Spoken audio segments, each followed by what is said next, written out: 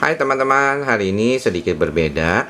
Saya mau membahas tentang jam-jam yang saya punya. Dan menariknya tentunya jam-jam ini semua punya cerita masing-masing yang ingin saya bagi buat teman-teman semua yang menjadi YouTuber dan juga menjadi subscriber channel saya. Jadi yang teman-teman yang jadi YouTuber suka melihat jam, dan juga seperti saya sih seneng banget ya kalau saya itu ada beberapa channel YouTube yang mana saya suka ikuti berkaitan dengan jam. Dan ini adalah beberapa jam yang saya punya dan saya ingin membaginya. Sebagian besar adalah automatic watch ya. Jadi saya memang suka jam yang otomatis. Memang agak repot kalau nggak dipakai setiap hari. Tapi kalau misalnya buat beberapa orang yang seneng jam, tentunya automatic watch itu punya kesan tersendiri karena dia tuh awet, tahan lama, dan bisa diturunkan tentunya ke depan. Ini adalah jam yang pertama saya punya, nanti akan kita bahas ya. Jadi inilah jam pertama yang saya beli waktu saya baru lulus jadi dokter, Seiko 5, dan saya ingat banget waktu itu belinya di salah satu mall baru di Tangerang. Nah, kalau dilihat memang ya, Seiko 5 ini cukup bagus ya.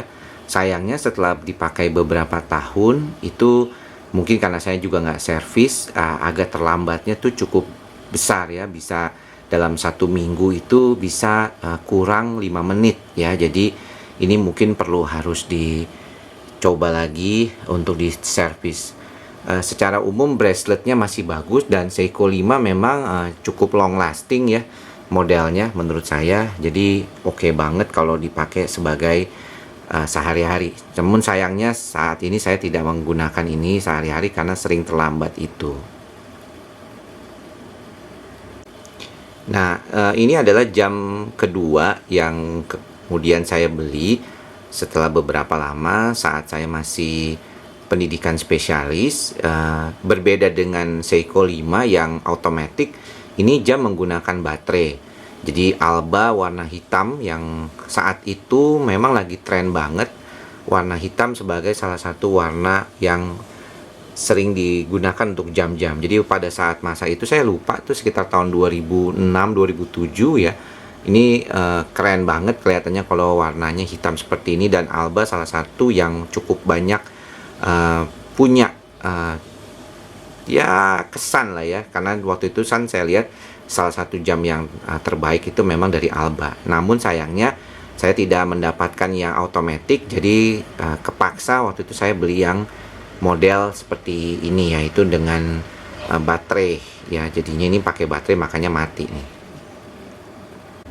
Saat musim orang pakai banyak jam-jam seperti ini, smartwatch ini, saya akhirnya menggunakan Fitbit ya, Fitbit Charge 2, dan ternyata memang ini saya kira cukup bagus karena dia punya efek ke pemakaiannya itu terutama untuk tidur ya. Jadi saya kira ini salah satu jam yang paling saya senang juga. Makanya saya lama nggak pakai jam yang otomatis dan hanya menggunakan Fitbit Charge 2 ini. Sebelumnya saya sempat pakai Garmin ya, tapi kalau Garmin itu yang awal-awal itu kurang, yang modelnya seperti ini ya, bukan yang seperti buat sepeda atau lari, itu dia kurang ini ya, kurang oke lah kalau misalnya untuk mendeteksi tidur saat itu, karena harus dipencet dulu. Kalau ini otomatis, kalau kita tidur dia langsung detect ya.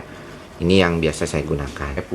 Saya ingat banget beli jam ini itu di saat penerbangan dari Belanda menuju Malaysia ya. Jadi waktu itu di salah satu leaflet booklet yang belanja di atas itu, in-flight service-nya itu adalah menawarkan jam ini. Sebenarnya salah beli sih menurut saya, karena kelihatannya sih dia bilang bahwa ini bisa 3 tempat ya, 3 zona waktu, tetapi ternyata ya memang kita harus benerin juga. Dan ini jam solar, jadi kalau misalnya nggak ada sinar matahari yang bisa menyinarinya atau banyak kelamaan disimpan, ini biasanya tidak terlalu bisa nyala terus. Nah makanya seperti ini jamnya juga mati ya biasanya. Kalau kita lihat ini masih bagus sih. Dan ini adalah, kalau saya bilang adalah milestone ya. Jadi saat saya usianya 40 tahun, saya ingin menghadiahi diri saya sesuatu yang ya bagus ya, worth it gitu untuk saya pakai, dan bisa menampilkan diri saya lah untuk jadi orang yang lebih percaya diri tentunya.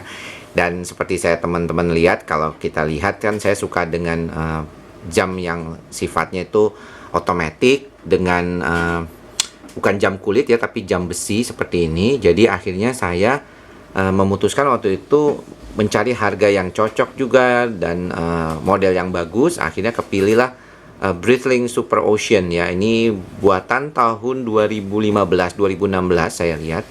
Tapi saya beli waktu usia saya mencapai 40 tahun.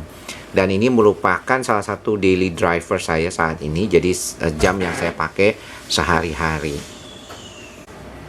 Nah, teman-teman, ini adalah daily driver saya juga yang saya pakai biasanya sehari-hari. Jam ini istimewa karena ini pemberian istri, karena dia mencapai reward dan pergi ke Jepang saat itu. Kemudian saya dibelikan jam ini gitu.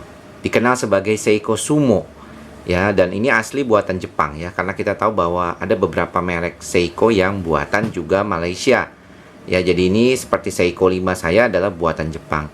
Nah, dua jam ini ya, Breitling dan juga saya gunakan juga Seiko sehari-hari, berbeda beratnya. Jadi kalau mau dipakai untuk jangka waktu lama, sebenarnya saya lebih suka akan pakai Seiko 5 karena nggak terlalu berat ya. Tapi kalau buat keren ya memang pasti lebih kelihatan kerenan dipakainya Breitling gitu ya.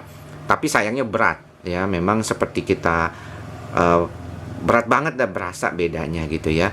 Dan tapi untuk masalah waktu, Breitling memang kalau dipakai jangka panjang kelihatannya, kalau saya pernah bandingkan itu, dia secondnya itu cukup pas lah ya, artinya nggak kurang nggak lebih kalau kita benerin berdasarkan jam buminya.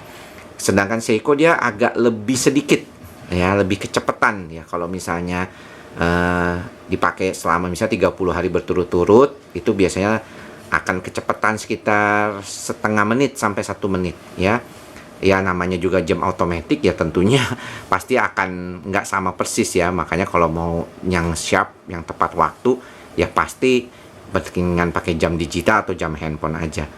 Jadi demikian apa yang saya bisa sharing terhadap koleksi-koleksi dari saya jam ini. Dan ya bagi penggemar jam, seneng ya kalau bisa bicara tentang jam tentunya yang dia punyai dan sejarah di mana saya punya jam itu kebanyakan memang ada sejarah-sejarahnya gitu. Jadi saya bisa ceritakan juga apa saja yang menjadi sejarah dari jam-jam ini.